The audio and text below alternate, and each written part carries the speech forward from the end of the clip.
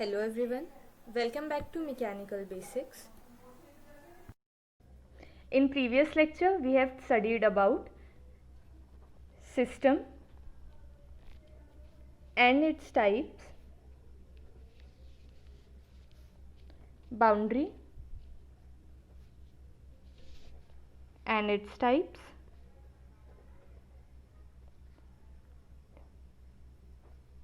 surrounding and universe. Make sure to watch our previous video for all the topics I have mentioned here. So today's topic is properties and types of processes.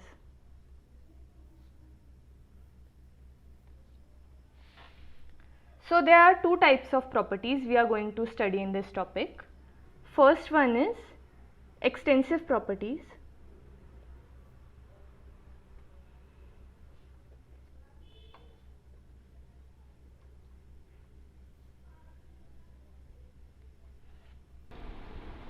Extensive properties are those properties which depends on the extent, which means size of the system.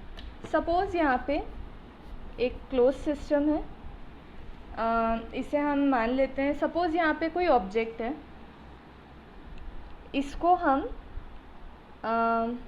3 parts में divide करते हैं. पहले हमने इसे half में divide किया, then इसके other half को 2 पार्ट्स में डिवाइड किया. तो यहाँ पे जो प्रॉपर्टीज़ हैं वो साइज़ पे डिपेंड करेंगी. फॉर एग्ज़ाम्पल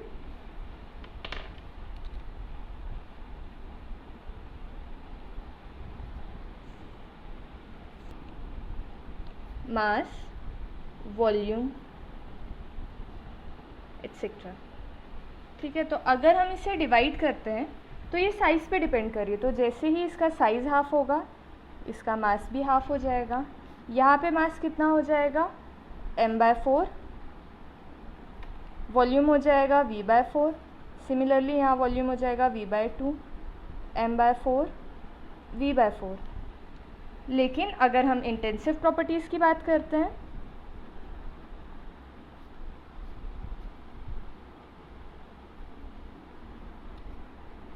तो ये वो प्रॉपर्टीज़ होती हैं जो साइज़ पे डिपेंड नहीं करती हैं.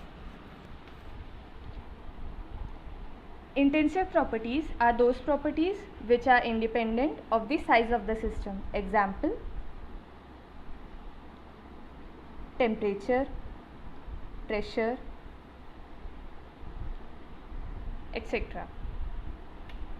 So suppose ये कोई ऑब्जेक्ट है, अब भी हमने इसे सेम वे में डिवाइड किया है, बट दिस टाइम इसका टेम्परेचर सेम रहेगा.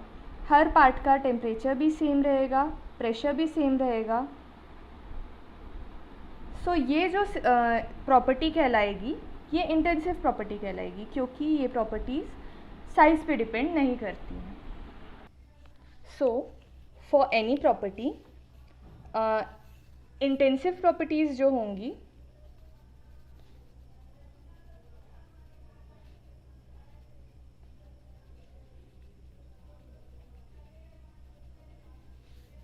वो इक्वल होगी. जैसे इनिशियली होगी वैसे ही फाइनल भी होगी, उसे डिवाइड करने के बाद भी.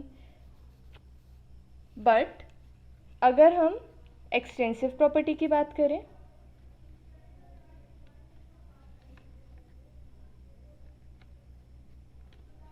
तो एक्सटेंसिव प्रॉपर्टी डिवाइड हो जाएगी.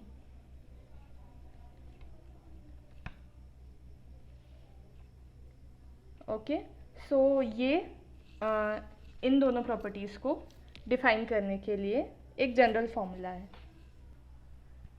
सो नाउ लेट्स सी कि इंटेंसिव प्रॉपर्टीज़ और एक्सटेंसिव प्रॉपर्टीज़ के रेशो से किस तरह की प्रॉपर्टी हमें मिलती है. सो फॉर एग्जांपल हमने डेंसिटी लिया है जो कि होता है मास पर यूनिट वॉल्यूम. इसका मतलब यहाँ पे ये भी एक्सटेंसिव प्रॉपर्टी है, ये भी एक्सटेंसिव प्रॉपर्टी है. तो इन दोनों के रेशो का जो रिजल्ट आएगा वो इंटेंसिव प्रॉपर्टी होगा. सिमिलरली जितनी भी स्पेसिफिक प्रॉपर्टीज़ होती हैं, फॉर एग्जांपल स्पेसिफिक वॉल्यूम, जो कि होता है वॉल्यूम पर यूनिट मास। यहाँ पे भी ये दोनों एक्सटेंसिव प्रॉपर्टी है, बट इनका रिजल्ट इंटेंसिव प्रॉपर्टी होता है। सो इसका कंक्लूजन ये निकल के आता है कि जितनी भी स्पेसिफिक प्रॉपर्टीज़ होती हैं वो सब इंटेंसिव प्रॉपर्टीज़ होती हैं, और दो एक्सटेंसिव प्रॉपर्टीज़ का रेशो हमेशा इंटेंसिव होता है। स्पेशल प्रॉपर्टीज़ ही होती हैं जो इंटेंसिव के रिजल्ट से इंटेंसिव फॉर्म करती हैं। So our next topic is process. So let's understand what a process is. If a system undergoes change in state,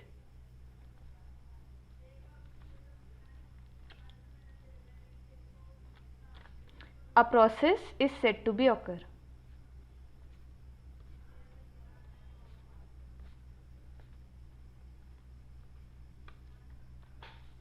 तो प्रोसेस तब होती है जब स्टेट चेंज होता है। तो हमारा पहला प्रोसेस है quasi static process.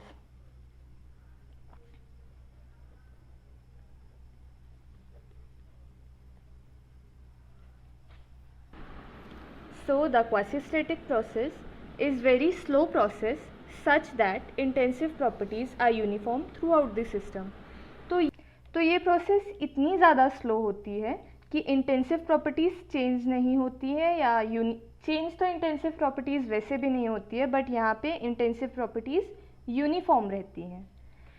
So suppose ये एक पिस्टन सिलेंडर अरेंजमेंट है और इसके ऊपर हमने एक सैक ऑफ राइस रखा है, या हम कह सकते हैं कि एक थैला रखा है जिसमें ढेर सारा चावल भरा हुआ है। सो जब हम इसमें से 1 बाय 1 ग्रेन निकालेंगे, एक एक ग्रेन करके हम इसमें से राइस निकालेंगे, तो ये बहुत स्लोली एक्सपैंड होगा, थैला खाली होता जाएगा, नेग्लिजिबल चेंज होगा। हम हर एक राइस ग्रेन को निकालने के बाद अगर उसका वेट देखेंगे या उसका वॉल्यूम देखेंगे तो वो हमेशा चेंज मिलेगा हमें, लेकिन वो कुछ पॉइंट से ही चेंज मिलेगा, तो उस चेंज को हम जनरली नेग्लिजिबल चेंज मानते हैं। तो ये इतना स्लो प्रोसेस है कि नेग्लिजिबल चेंज होते होते एक टाइम के बाद इसमें बहुत ज़्यादा चेंज हमें देखने को मिलेगा। सो ये एक्सट्रीमली स्लो प्रोसेस है। सो अब हम बात करते हैं कि इसके अंदर अगर हमने यहाँ पे एयर भरी हुई है, यहाँ पे एयर फिल है, तो इस एयर की प्रॉपर्टीज़ पे या एयर पे क्या इफ़ेक्ट पड़ेगा। सो एयर यहाँ पे प्रेशर अगर P है और वॉल्यूम इस पूरे कंटेनर का वॉल्यूम V है, तो यहाँ पे कितना होगा।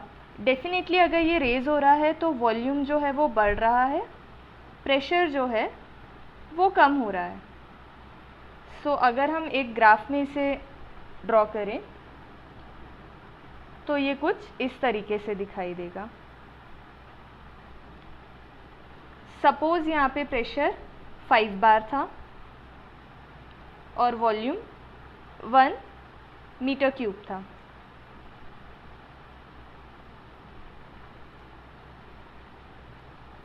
तो यहाँ आते आते इसका वॉल्यूम 1 बार हो जाएगा, और सपोज़ लेट्स से कि इसका प्रेशर 1 बार हो जाएगा, एंड लेट्स से कि इसका वॉल्यूम 5 मीटर क्यूब हो जाएगा।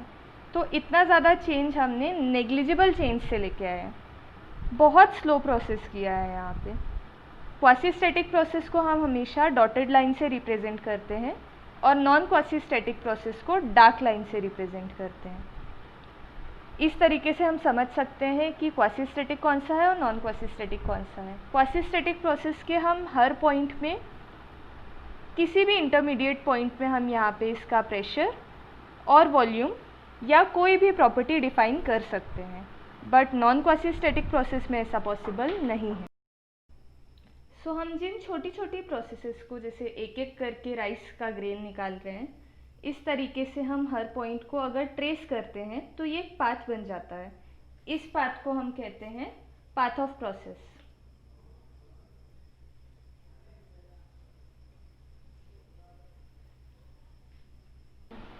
So our next topic is internally a process is said to be done if no irreversibility occurs within the system। तो इंटरनली रिवर्सिबल प्रोसेस तब होती है जब इरिवर्सिबिलिटी ना हो। यहाँ पे इरिवर्सिबिलिटी और रिवर्सिबल ये दोनों एक दूसरे के अपोजिट है। सो रिवर्सिबल का मतलब है यहाँ पे कि अगर हमने दो गैसेस मिक्स किए है सपोज, तो उन दोनों को हम किसी भी तरीके से अपने ओरिजिनल स्टेट में अगर हम वापस ला सकते हैं विद सेम क्वांटिटी, तो उसे हम रिवर्सिबल प्रोसेस कहेंगे।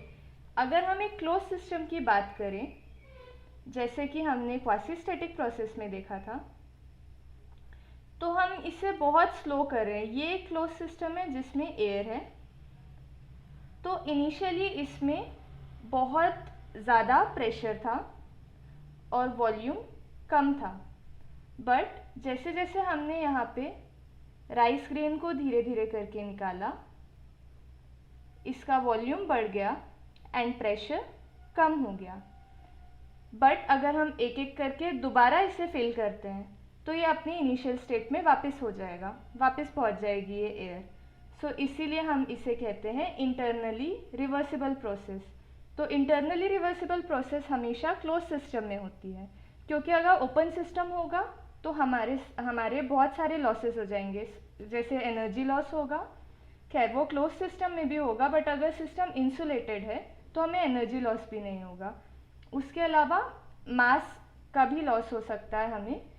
सपोज हम वाटर को हीट कर रहे हैं और उसके बाद उसमें से स्टीम निकल जाती है, तो उसके वाटर वेपर्स के फॉर्म में थोड़ी सी क्वांटिटी कम हो जाएगी, हम उसे दोबारा रीगेन नहीं कर सकते हैं, तो वो इरिवर्सिबल प्रोसेस होगा। बट अगर हम उसे ढक देते हैं प्रॉपरली, तो जब हम उसे हीट करेंगे तो वो दोबारा कंडेंस होके सेम कंटेनर में गिरेगी, तो इसीलिए हम उसे रिवर्सिबल प्रोसेस बोलेंगे।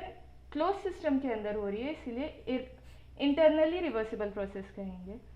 क्वासी स्टैटिक प्रोसेस जो होती है वो इंटरनली रिवर्सिबल प्रोसेस होती है।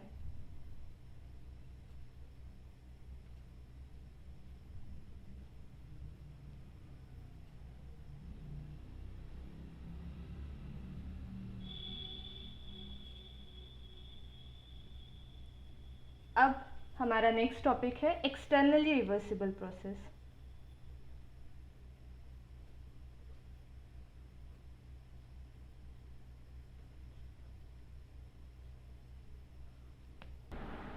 A process is said to be externally reversible process if no irreversibility occurs outside the boundary of the system। इसका मतलब ये है कि irreversibility बाउंड्रीज के आसपास भी नहीं हो रही है। मतलब ये हुआ कि बाउंड्री के आसपास का जो बाउंड्री के बाहर का जो सराउंडिंग है वहाँ पे रिवर्सिबिलिटी हो रही है। इसका एग्जांपल ऐसा हो सकता है कि अगर सराउंडिंग का टेम्परेचर 200 डिग्री सेल्सियस है और सिस्टम का टेम्परेचर 199.99 डिग्री सेल्सियस है, मतलब इन दोनों के बीच में डिफरेंस कितना है, सिर्फ 0.01 का, जो कि नेग्लिजिबल होता है। तो ये प्रोसेस जो कहलाएगी, ये कहलाएगी एक्सटर्नली रिवर्सिबल प्रोसेस, क्योंकि ये हम वापस चेंज कर सकते हैं। इसको हम 0.01 हीट देके दोबारा इस टेम्परेचर में ला सकते हैं, या इसमें से 0.01 एक्सट्रैक्ट करके इतने टेम्परेचर को हम अटेन कर सकते हैं। तो इसे कहते हैं एक्सटर्नली रिवर्सिबल प्रोसेस। सो इसका सबसे बेस्ट एग्जांपल यही हो सकता है that heat transfer through negligible temperature difference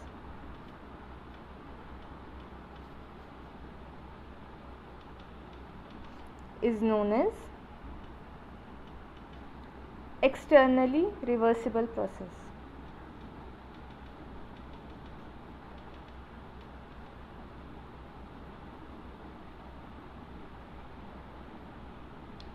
so next है टोटल रिवर्सिबल प्रोसेस।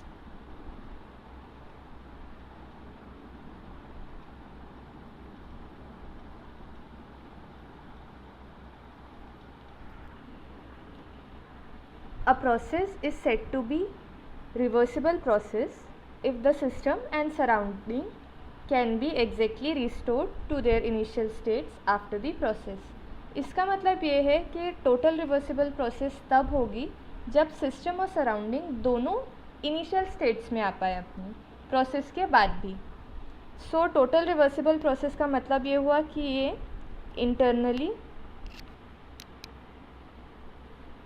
इंटरनली भी रिवर्सिबल होगी एंड एक्सटर्नली भी रिवर्सिबल होगी।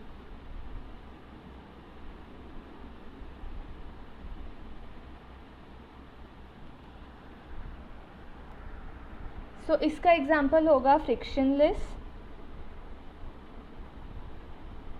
Quasi static process.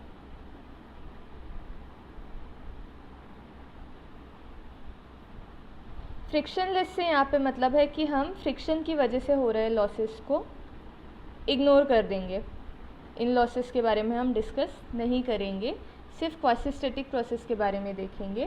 फ्रिक्शनलेस है मतलब वहाँ कोई फ्रिक्शन नहीं है, प्रैक्टिकली ये पॉसिबल नहीं है, बट हम इसे इतना कर सकते हैं कि ये नेग्लिजिबल हो उसकी वजह से losses.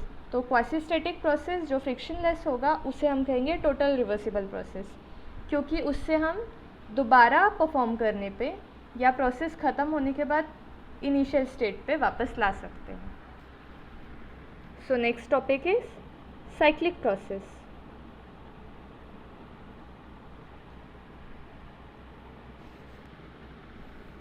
If the system undergoes through number of processes such that initial and final states are same, then the process is said to be cyclic process। अगर ये प्रोसेस ये स्टेट 1 है, 1 से 2 तक इस पाथ को फॉलो करते हुए ये जा रही है और 2 से 1 तक इस पाथ को फॉलो करते हुए आ रही है, तो ये साइक्लिक प्रोसेस हुआ। पाथ अलग अलग है लेकिन इनिशियल और फाइनल स्टेट सेम है। या फिर ये एग्जाम्पल हो सकता है स्टेट 1, स्टेट 2, स्टेट 3, देन ये अगेन इनिशियल स्टेट पे पहुंच गया, तो ये भी हुआ साइक्लिक प्रोसेस। अब अगर इसी प्रोसेस में हम देखें, सो ये फर्स्ट स्टेट से सेकेंड स्टेट पे पहुंच रही है, फिर सेकेंड से वापस फर्स्ट पे आ रही है। ये सेम पाथ को फॉलो करते हुए ऐसे भी वापस जा सकती है। अगर ये इस तरीके से भी जा सकती है तो ये हो जाएगी reversible cyclic process. So that's all for today. Thanks for watching. Please like, share and subscribe our channel for more content. You can also comment your suggestions in the comment section. Thank you.